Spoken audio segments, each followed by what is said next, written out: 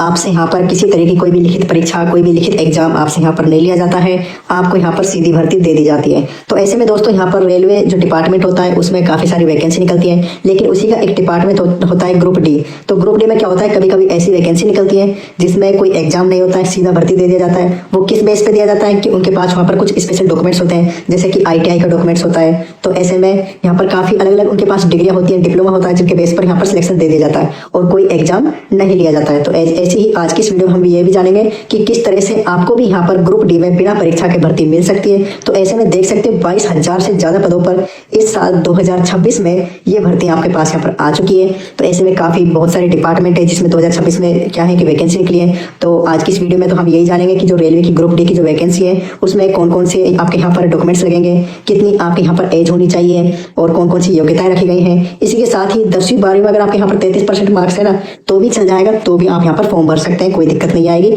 बस आप यहाँ पर 10वीं 12वीं पास होने चाहिए। तो ऑल इंडिया की तरफ से जॉब निकलती है जिसमें आप यहाँ पर चाहे मेल हो चाहे यहाँ पर फीमेल हो, दोनों ही इस भर्ती के लिए यहाँ पर अप्लाई कर सकते हैं। तो आज की इस वीडियो में कंप्लीट डिटेल में जानेंगे कि आप यहाँ पर किस तरह से फॉर्म भर सकते हैं और क्या हमारे पास यहाँ पर नोटिफिकेशन आया है। जैसा कि दोस्तों आप यहाँ पर स्क्रीन पर देख सकते हो RRB ग्रुप डी रिक्वायरमेंट 2026। तो ऐसे में हमारी जो यहाँ पर वैकेंसी है उसका नाम मैं आपको बता देता हूँ। रेलवे की ग्रुप डी की भर्ती रहने वाली है, जो कि 2026 की एक काफी बड़ी भर्ती है और काफी बड़े पदों पर भर्ती यहाँ पर आ चुकी है। तो ऐसे में रेलवे डिपार्टमेंट के थ्रू ही ये भर्ती यहाँ पर निकाली गई है, जिसमें मैं बात करूँ पोस्ट कौन सी रहने वाली है तो ग्रुप डी की भर्ती रहने वाली है। ग्रुप डी में कौन कौन सी पोस्ट होती है तो वो भी देख सकते हो आप। यहाँ पर ट्रैक मशीन की होती है, यहाँ पर ब्रिज को होती है, ट्रैक मॉनिटर की होती है, असिस्टेंट होती है। असिस्टेंट में भी काफी टाइप्स होते हैं, PV होती है, CW होती है, TRD होती है, ST होती है। तो इस तरह से यहाँ पर क्या काफी सारी वैकेंसी इन्होंने यहाँ पर डिटेल्स दे रखी है। मैं आपको टोटल पोस्ट मैंने आपको बता दिया है कि 22,000 से प्लस ही आपको यहाँ पर पोस्ट देखने को मिल रही है और उनके अंदर कौन कौन सी वैकेंसी रहने वाली है। तो कुछ इस तरह से हमारी यहाँ पर जो रेलवे का डिपार्टमेंट होता है उसके थ्रू यहाँ पर वैकेंसी निकाली गई है। अब हम बात करते हैं वैकेंसी। तो वैकेंसी मैंने आपको बताया था अभी थोड़ी देर पहले कि 22,000 से ज़्यादा पदों पर वैकेंसी निकली है, जिसमें यहाँ पर एप्लीकेशन मोड यानी कि किस तरह से आप यहाँ पर अप्लाई कर सकते हो, कैसे आपको फॉर्म भरना पड़ेगा। तो यहाँ पर ऑनलाइन फॉर्म भर सकते हो, कहीं पर आपको जाने की जरूरत नहीं है, बस इसकी ऑफिशियल वेबसाइट होती है उसको ऑन करिए और वहीं पर अपना रजिस्ट्रेशन वगैरह कर सकते हो।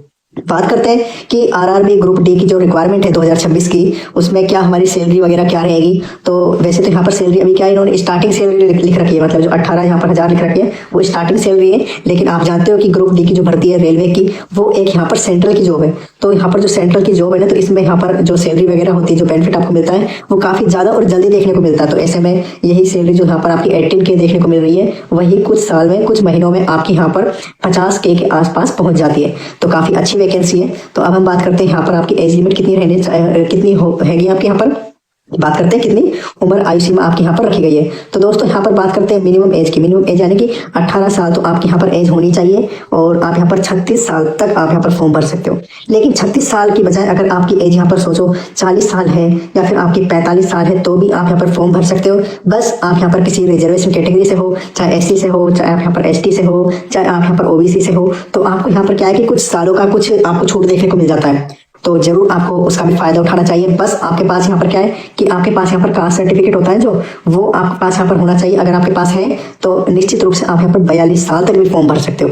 तो हमने बात कर ली यहाँ पर एज लिमिट की। अब हम बात करते हैं यहाँ पर, ये एज वाला सेक्शन हो गया। अब हम बात करते हैं एप्लीकेशन फीस की, कि जब आप यहाँ पर फॉर्म भरेगा ना तो आपके पास कुछ फीस भी आपसे यहाँ पर ली जाएगी।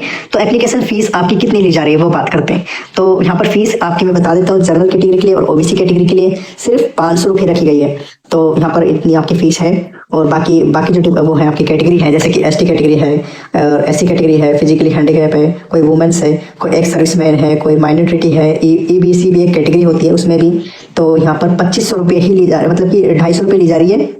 पेमेंट मोड हो जाता है आपका ऑनलाइन से मतलब हो जाता है कि आप यहाँ पर चाहे फोन पे चलाते हो, चाहे आप यहाँ पर गूगल पे चलाते हो, आप किसी के भी थ्रू आपको सिर्फ यहाँ पर पेमेंट कर देनी है और कुछ नहीं है। तो काफ़ी अच्छा है आपके लिए, ऑनलाइन भुगतान कर सकते हो। ऑनलाइन फॉर्म भरेगा तो सीधी सी बात है आपको ऑनलाइन ही आप यहाँ पर अपना यहाँ पर सबमिट हो जाएगा, आपका जो फॉर्म है वो भी सबमिट हो जाएगा, कोई दिक्कत नहीं आएगी, एटलीस्ट ये कह सकते हैं। अब हम बात करते हैं यहाँ पर क्या आपका सिलेक्शन वगैरह क्या रखा गया है, क्या सिस्टम है वो बात करते हैं।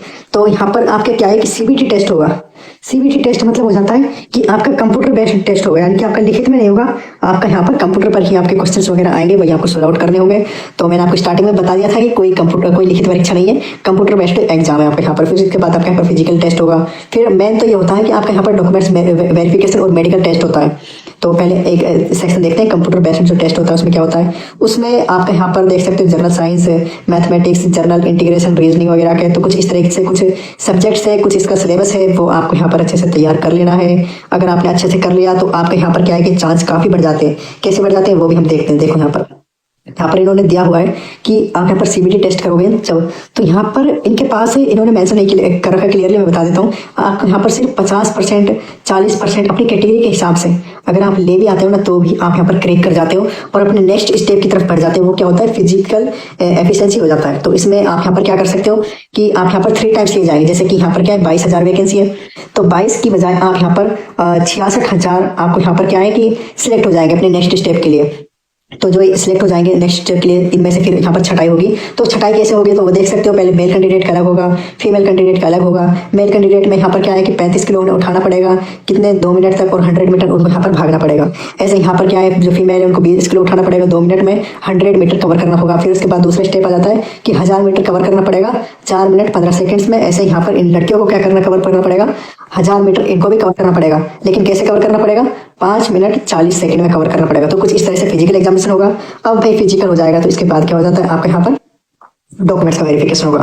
तो डॉक्यूमेंट्स क्या है कि वो इंपॉर्टेंट रोल प्ले करते हैं। ऐसा नहीं है कि आप सिर्फ परीक्षा पर ध्यान दो या फिर इन पर ध्यान दो। जैसे कि डॉक्यूमेंट्स क्या है, पासपोर्ट साइज फोटोग्राफ है, सिग्नेचर है, आधार कार्ड, मोबाइल नंबर, तो कुछ इस तरह से आपके पास यहाँ पर डॉक्यूमेंट्स हैं, आप यहाँ पर अच्छे से पढ़ सकते हैं। इनको भी आपको संभाल के रखना है, तैयारी करके रखना है। तो दोस्तों आज की इस वीडियो में हमने यही जाना है कि रेलवे की जो RRB की जो भर्ती है उसमें कैसे अप्लाई करना है, कौन कौन सी योग्यताएं रखी गई है। अब बात करते हैं, अगर आप भी यहाँ पर 2026 में एक सरकारी नौकरी की तैयारी कर रहे हैं, आप भी यहाँ पर डेली घर बैठे आप यहाँ पर इन्फॉर्मेशन लेना चाहते हैं, अपडेट्स लेना चाहते हैं, नोटिफिकेशन जानना चाहते हैं नए जो कि डेली बेस पर आते रहते हैं, तो जरूर आपको मेरे इस चैनल को यहाँ पर सब्सक्राइब कर लेना है ताकि आप यहाँ पर कोई भी इन्फॉर्मेशन मिस ना कर सकें। तो चलिए दोस्तों मिलते हैं अपनी किसी नेक्स्ट